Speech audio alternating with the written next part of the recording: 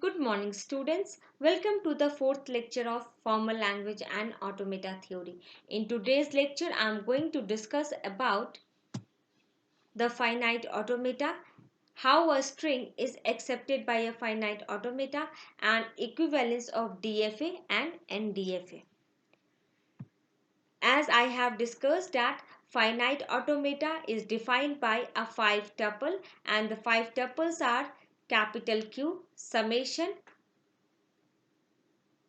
delta, Q0 and F, where capital Q represents the finite set of states, summation represents the finite set of input symbol, delta represents the transition function, Q0 is the initial state and F is the final state.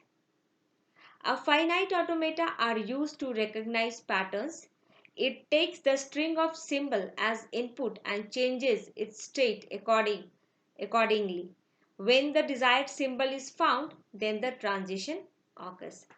At the time of transition, the automata can either move to the next state or it remain at the same state.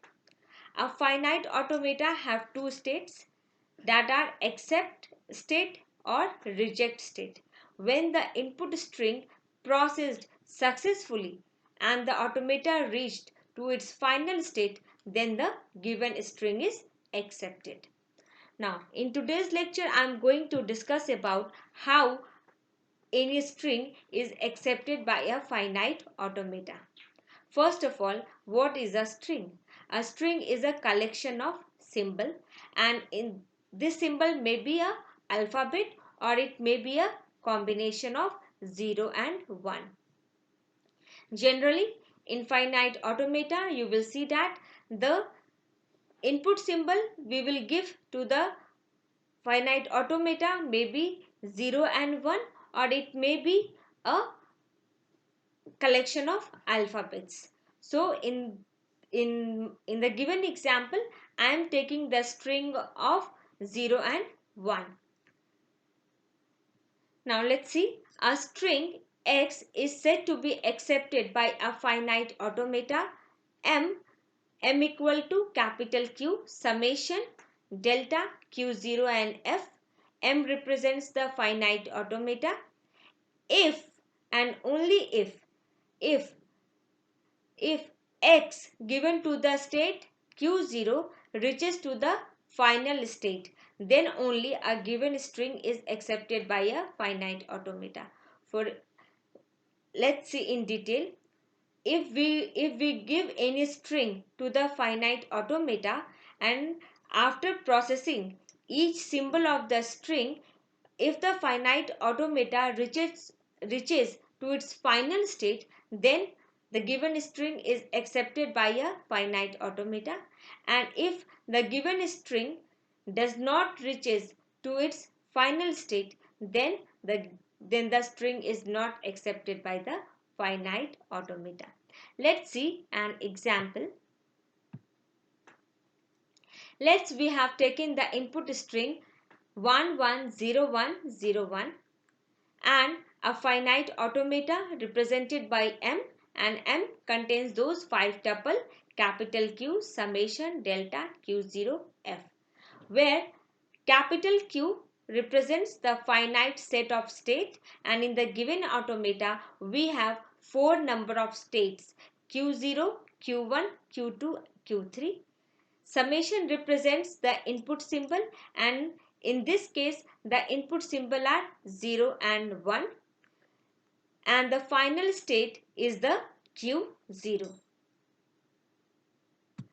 For a given automata, we have let's draw the transition diagram, and the transition function is defined by if the initial state is Q0, as we can see an upcoming arrow on the Q0, so it represents the initial state, and Q0 is also surrounded by a circle. So we know that any state which is surrounded by a circle represents the final state. So in the given table, we can see that Q0 is the initial state as well as the final state. Initial state is represented by an incoming arrow and the final state is represented by a circle. So what we see here, that on giving 0 to Q0 we reaches to Q2, and on giving 1 to Q0 we reaches to Q1.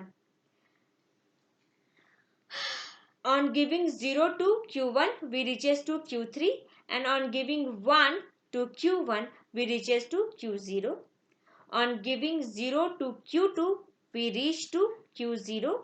On giving 1 to Q2 we reach to Q3. And finally on giving 0 to Q2 we reaches to Q1, and on giving 1 to Q2 we reaches to Q2 itself. It is a deterministic finite automata because from the given transition table we can see that on giving any input symbol we reaches to only one state. Now let's see how the given string will be processed. This symbol, the delta symbol, represents the transition function, and the automata will start from the Q0 because Q0 is our initial state. In the above transition table you can see that an incoming arrow to the Q0. Before learning the processing of a given string, let's pause for a minute. Keep your notebook and pencil with yourself and draw the transition table that was in the previous slide. Draw this transition table in your notebook and then we will learn how to process a given string. Hope you all have drawn the transition table. Now let's see. Q0 is our initial state, so we will start with the Q0. This arrow will be on the 1. Okay, it's by mistake here. This arrow will be on the 1. On giving 1 to Q0, where we reach? Let's see the table. On giving 1 to Q0, we reaches to Q1. So what we will say? On giving 1 to Q0, we reaches to Q1. So I have written Q1 here in the second transition function. I will explain once again. This arrow is by mistake here. It will come on the first symbol of the string, that is 1.